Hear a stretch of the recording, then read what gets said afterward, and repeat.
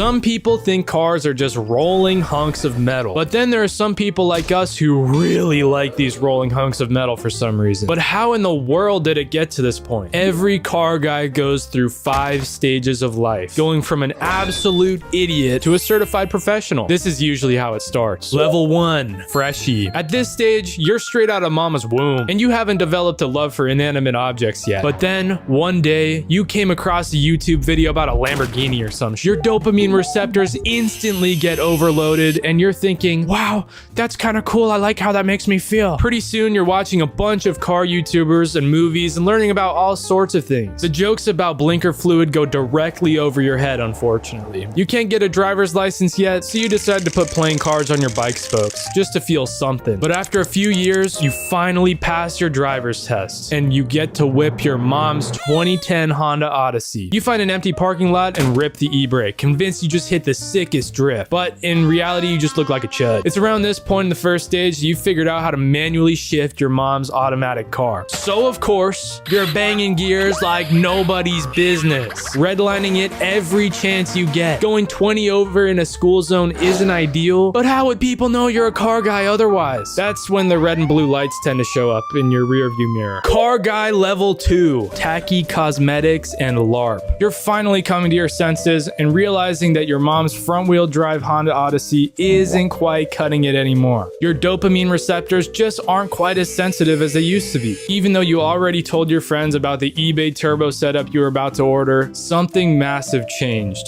Facebook Marketplace. Your screen time went from 3 hours a day to 7. Something about this beautiful app just makes it impossible to put the phone down. You keep sending your friends some crazy deals, ignoring the don't ask for title if you know in the description. Some time passes, and you finally saved up enough money for that manual 90s Honda Civic you were playing iTag with for a couple of months. After picking it up for $1,800 and a Red Bull, you drive straight to AutoZone. Aisle 5 has you in a chokehold. It feels magnetic. Finally, you can mod your car just like Fast and Furious. You pick a steering wheel cover and some fuzzy dice for $22. These mods are going to impress the hell out of the huzz. The cherry on top is a Black Ice Little Trees air freshener. After all these sick mods are installed, it's time to do some power mods. Oil change. At level 2, this is a big step for you. You've always heard about the importance of oil changes, but you've never gotten down and dirty with a car before. You're finally about to lose your mechanic virginity. This is huge. You pull up a very detailed 10-second oil change TikTok and get to work. It's sometime around here where you start to realize that this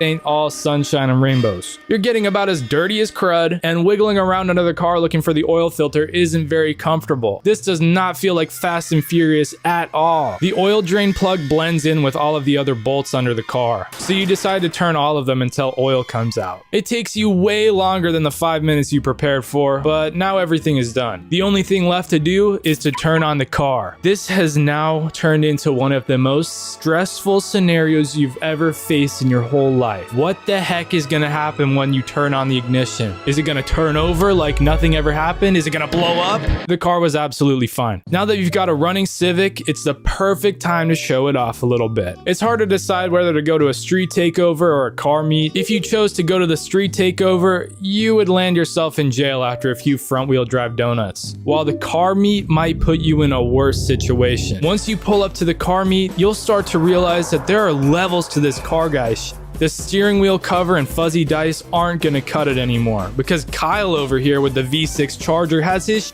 lowering springs with power mods such as a cold air intake. These cars defy everything you've ever known about what is possible with cars. You see dudes with suspension so low that they're scraping on the ground. There's people with cars so loud you can't even hear your buddy who's standing right next to you. And then you got cars producing the most mesmerizing noises you can even think of. Something along the lines of, and then some land yacht is talking about. This is when the true awakening begins. You're now ready to take your car knowledge to the next level. Once you get home, you call your buddy and tell him to bring over the Sawzall, because you're about to do unspeakable things to your exhaust. Once you roll your car up on some cinder blocks, you spot the solution to all of your problems: a muffler. So like any other reasonable guy, you cut that right the hell off and start up the car. This sounds like straight, but it'll do. You and your buddy go for a drive, and that is droning so badly it's vibrating your brain. You guys have fun for a while, but you already need more dopamine. So you and your buddy head back to the Sawzall and do some suspension mods. After some OSHA violations and unsafe spring cutting, your car is slammed. This looks and sounds awesome. You guys decide to drive it to AutoZone for some more aisle 5 cosmetics, and this thing handles like absolute Level 3, the first correct mods. Many months pass, and you're still driving around in your bumpy, stiff, loud, fart can, blown speaker Honda Civic. Your developing prefrontal cortex is beginning to realize that maybe your mom was right about this car being a chudmobile. Maybe she wasn't just trying to spike your cortisol. Maybe she was right. You decide it's time to put on the big boy pants and throw on some real mods. You've been watching some more tasteful content, cleansing your palate with videos from creators such as Donut Media and Hoonigan. Now that you've seen all these videos, you're pretty sure you know what's good and what's not. At this stage of Car Guy, there's 2 directions you can go. One of the options is sending your car to a shop and having them do stage mods or whatever the hell that is. If you choose this path, then that's about as far as you get as a car guy. But the other option is for you to step up to the plate and figure this crap out yourself. So you decide to start with a real exhaust. You call your sister's boyfriend who supposedly knows how to weld.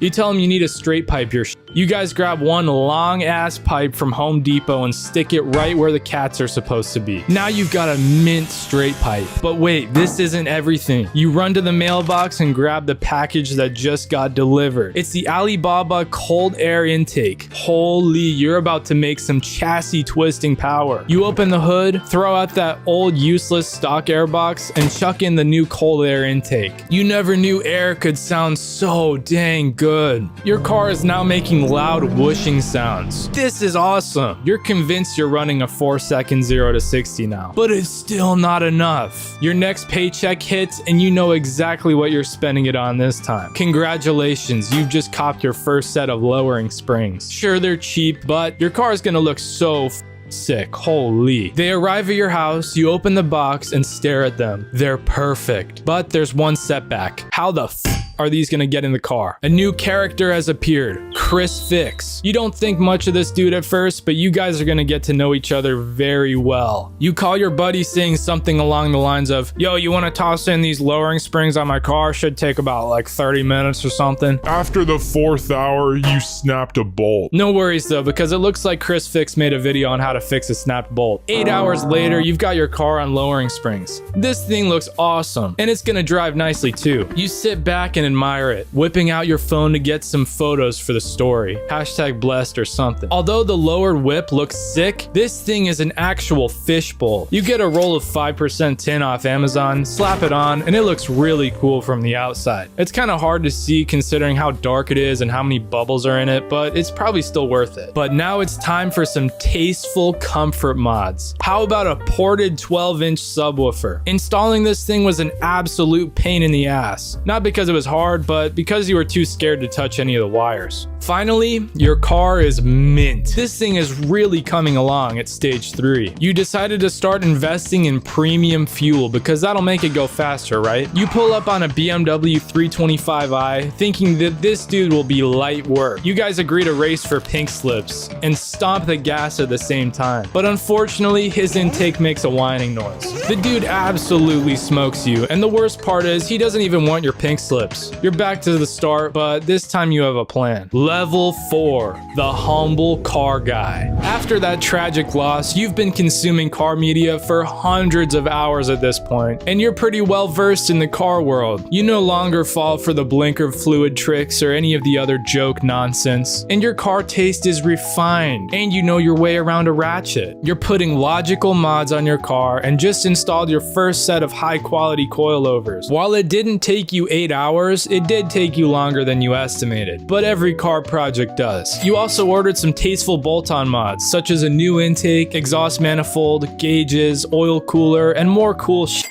Your fabrication skills are much better now, so you manage to route your intake to a proper spot for actual cold air instead of directly next to your exhaust manifold. You've also learned that cars are money pits, and you've taken up a new high-paying job to keep up with your desire for cars. Although you still run to your local junkyard to find cheap parts you need, you're now tricked out with a sick all-white BMW E30. You bought a sick body kit off eBay, but it came in a cardboard box all folded up in a ball. It doesn't really matter though. You put it on your car and it looks clean as crap. People are actually complimenting your car for once. This is awesome. You've also pieced together a better exhaust with high-flowing headers, a premium muffler and resonator, as well as some high-flowing sport cats. You're getting the hang of things now, and now your car doesn't sound like it's shitting itself all the time. Although it is leaking pretty badly. That's one thing you can't quite figure out. It must be some sort of BMW tax or something. One thing you have figured out though is your addiction to brake cleaner. Oh, brake cleaner. After many sleepless nights of working on the car, the brake cleaner always hits right. Speaking of brakes, you did an RX-7 front caliper swap on your E30, and this thing actually stops now, and the brakes don't fade while you're canyon carving. You've now matured a little bit, and you rarely attend car meets anymore. Now you spend your time at track days socializing with all the big shots. You now have a certain aura that is complemented by the brake cleaner stench. Anytime you're in an AutoZone or O'Reilly's, the workers know you by name. Every time you attend a track day, you learn more about yourself as a driver and more about your car and how to improve it. You now understand that even something as simple as choosing the right tire will greatly improve the feel of your car. You start working on more preventative mods and suspension mods to help with handling. You're now bulletproofing your car rather than chasing more horsepower. This thing is awesome. Level 5, absolute ball knowledge. If you've made it to stage 5, you are absolutely balling out. Your car knowledge has surpassed the aftermarket manufacturers, so you're fabricating new car parts to fit your exact needs. You're doing engine swaps that nobody has even thought about. All of those track days you've attended helped you get close with some of the best tuners in your area. And now you're bringing a car to the dyno every other month. You've even tuned a couple cars yourself. You now know how to actually love a car and how to diagnose the problems in seconds. At this level, your daily might be a gutted out Honda Civic with forged internals, a huge turbo, and a dog box transmission. Or maybe it's just a near stock car with a couple of mods. Either one shows just how much of a car guy you are. Your main car hobbies now revolve around joining car events, showing off how sick your car build is at a car show, competing in time attacks, but there are some car guys who have reached the peak of the car world and now simply enjoy watching others from the driver's seat of their Honda Odyssey.